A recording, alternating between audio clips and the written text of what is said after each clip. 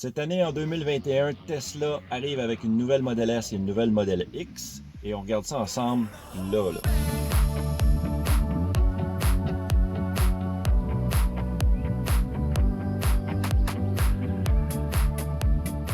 La Model S a toujours été ma voiture de rêve, okay? Mais j'avais juste pas les moyens de m'en payer une.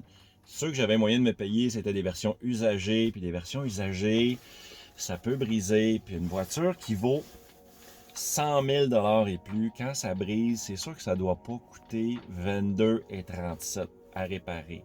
Donc, j'ai décidé de jouer safe, j'ai décidé d'aller m'acheter une Model 3 SR Plus 2021. Sur l'autre point que j'hésitais à faire le move pour une Model S, c'était l'intérieur. Je trouvais qu'il commençait à être dépassé. Il a pratiquement pas changé, à part des petits tweaks à gauche, à droite, à l'intérieur, mais sinon, c'est pratiquement la même chose qu'à l'intérieur d'un Model S 2012. De 2012 à 2020, c'était le même intérieur. Maintenant, la nouvelle 2021 arrive avec un intérieur complètement changé. J'aimerais ça qu'on regarde ça ensemble. Il y a également des petites modifications à l'extérieur du véhicule que je trouve super intéressant.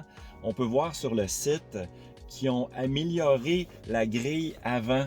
Quand on regarde dans le bas, où c'est qu'il y a d'habitude les phares anti-brouillard ou les clignotants, je crois qu'il y a en bas, ils ont utilisé le look qui se rapproche plus des Model 3. Fait que là, ils se sont éloignés un peu de la vieille version, ils se sont adaptés au goût du jour. La petite différence, c'est que sur la Model S, la languette, elle s'en va vers le bas, tandis que la Model 3 va vers le haut. Mais en gros, là, c'est très semblable. J'adore la nouvelle devanture du véhicule. Les autres changements qu'il y a à l'extérieur, c'est le Chrome Delete. Avant Tesla, il y avait du chrome tout partout autour des fenêtres. Maintenant, ils ont décidé de copier le modèle Y et le modèle 3. Donc, la famille Tesla est maintenant plus homogène. La première chose qu'on remarque à l'intérieur du véhicule, normalement chez Tesla, à chaque fois qu'ils dévoilaient un véhicule, la première chose qui nous pétait au visage, c'était l'écran central. Cet écran central-là volait le show à tous les coups. Mais dans la nouvelle 2021, le Model S et Model X, on le voit à l'écran. On voit que maintenant, elle a un format paysage et non portrait. Sauf qu'on fait comme, ce qui nous attire l'œil, c'est le volant. Le volant qui appelle le volant yoke en anglais. Le volant, je trouve qu'il a l'air d'un koala. Quand j'ai vu le volant la première fois, j'ai vraiment comme fait « Wow, ça va être comme dans le nouveau Roadster et dans le Cybertruck. » C'est comme la version plus raffinée, officielle, commerciale, plutôt que la version prototype. Puis après coup, il est comme fait c'est peut-être un petit peu gossant à conduire de cette façon-là parce qu'on est habitué de conduire un volant qui est rond.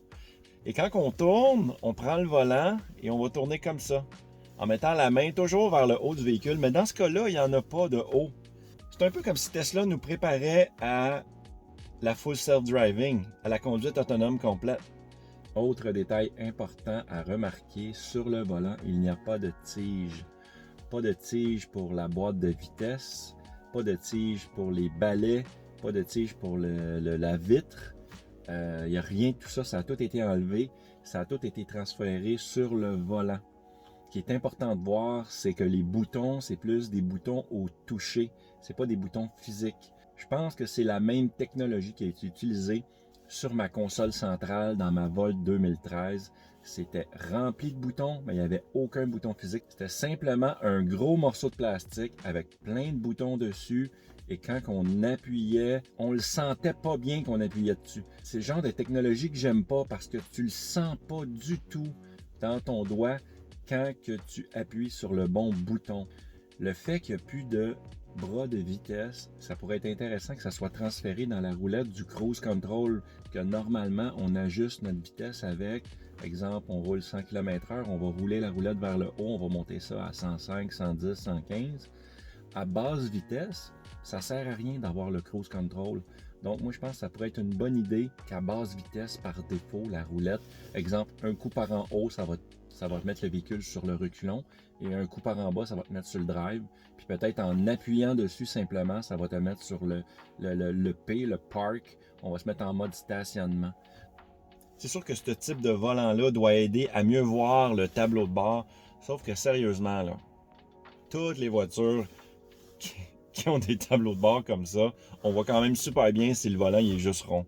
L'écran 17 pouces, super intéressant. Au début, ça m'a fait peur parce que l'écran 15 pouces, comme tel, sérieusement, quand il faut que j'accède à l'opposé de l'écran, ça commence à être difficile quand je suis assis. Fait que je me dis, un écran 17 pouces d'une voiture encore plus large, ça doit être impossible. J'ai vraiment l'impression que le conducteur, il faut qu'il s'avance dans le banc pour accéder à la console centrale, à l'écran 17 pouces. Ce que j'ai lu dans la description, c'est que l'écran peut pivoter. Donc, le conducteur va pouvoir faire pivoter l'écran vers lui, fait que ça va le rapprocher. Donc, tu vas avoir une meilleure facilité à accéder au contrôle de ton écran. Également, ils ont copié la Model 3 avec les 2 chargeurs sans fil pour les téléphones. Ça, je trouve ça vraiment nice. Sérieusement, j'adore ça. J'adore ça. C'est vraiment cool comme option.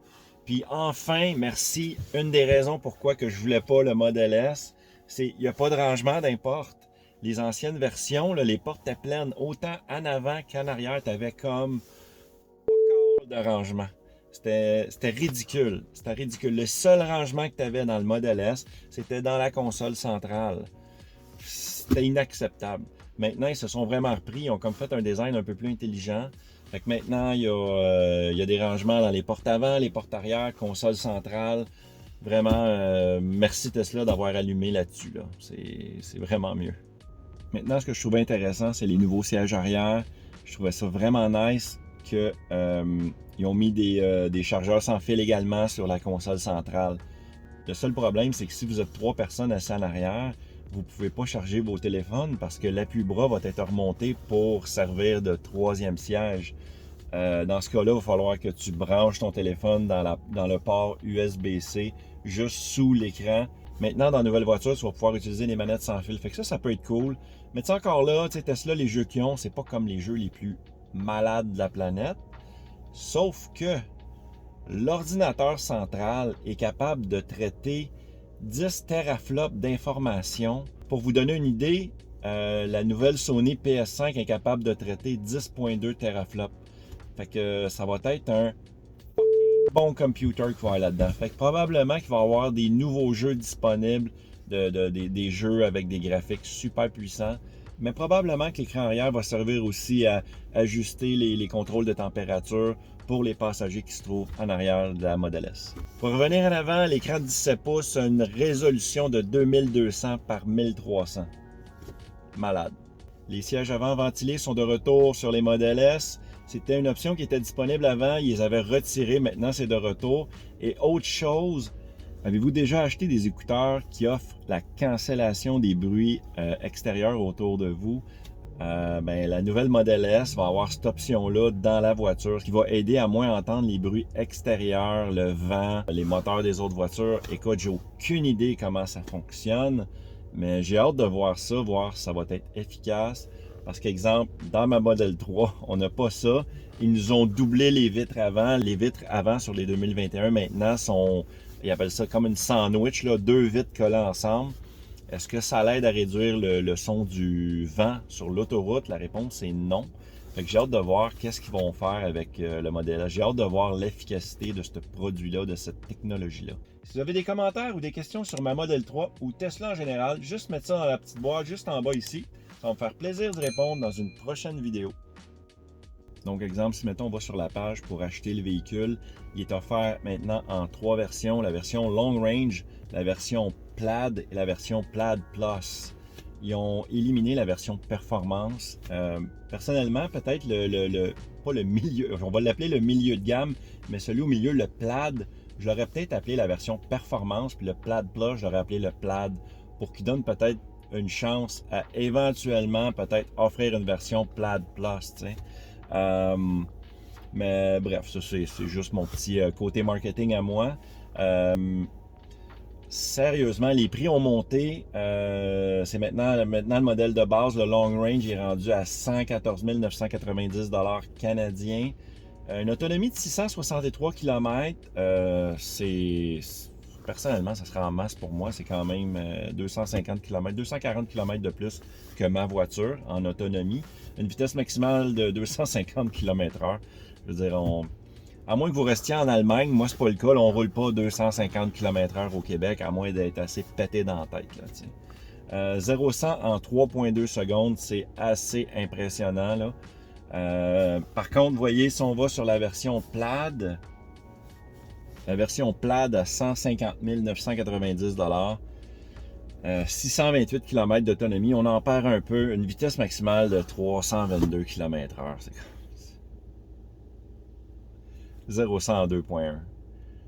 Et finalement, la version Plaid Plus, 837 km d'autonomie. On tombe dans une autre ligue. On tombe dans une autre ligue. Là, c'est carrément d'autres choses. C'est clairement les nouvelles batteries qui s'en viennent. C'est les nouveaux packs de batteries, la nouvelle technologie qui va être implantée dans les Model S, c'est sûr et certain, avec une autonomie pareille.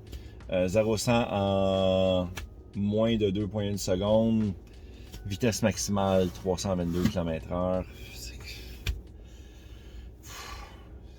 Je t'ai soufflé pour eux autres. Moi, j'ai clairement pas les moyens de me payer cette voiture-là. C'est vraiment ma voiture de rêve. Pourquoi? Parce que j'ai pas les moyens de me la payer.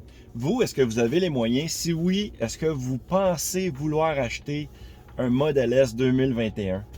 Est-ce que vous aimez ou vous aimez pas? Mettez vos commentaires juste dans la boîte en bas ici. Hey, c'est tout pour aujourd'hui. Merci beaucoup. J'espère que vous avez apprécié. Sur ce, je vous souhaite une excellente journée. Ciao, gang! Oh, là, j'ai comme foiré mon téléphone. Comme langue est plus bon.